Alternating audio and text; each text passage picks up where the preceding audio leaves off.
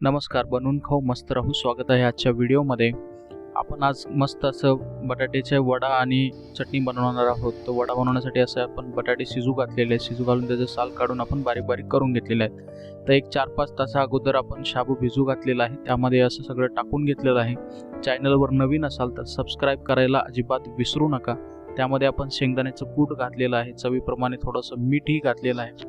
तसं नंबर 1 ते सगळं मिक्स करून घेऊया. त्यामध्ये आपण थोडीशी मिरची टाकणार आहोत. तर मिरची कापून आपण मिक्सरच्या भांड्यामध्ये काढून घेऊया. फक्त मिरचीच काढून घेऊन त्यामध्ये मिक्स करून टाकून घेऊया.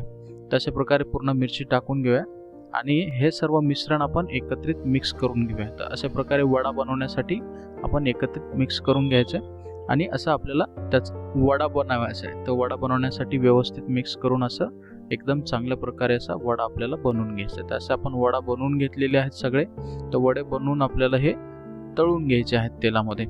तर वडा बनवून झालेला आहे. कढईमध्ये आपण तेल टाकलेलं आहे.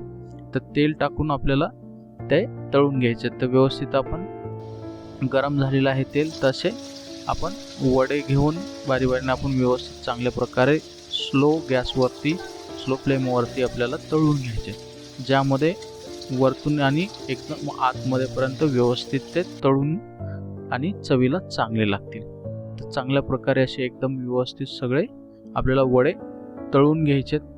तर एक एक असे सगळे तळून घेऊन आपल्याला व्यवस्थित त्यांना लाल होईपर्यंत तेलामध्ये चांगल्या प्रकारे परतून घ्यायचं. तसं चेक करायचं की स्लो फ्लेममध्ये आपल्याला हे एकदम चांगल्या प्रकारे असे हे वडे आपले तेलामध्ये तळून निघाले पाहिजेत.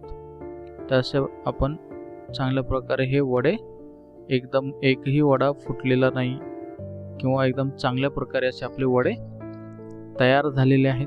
तर अशा प्रकारे आपण सगळे वडे एकदम व्यवस्थित तळून घेतलेले आहेत.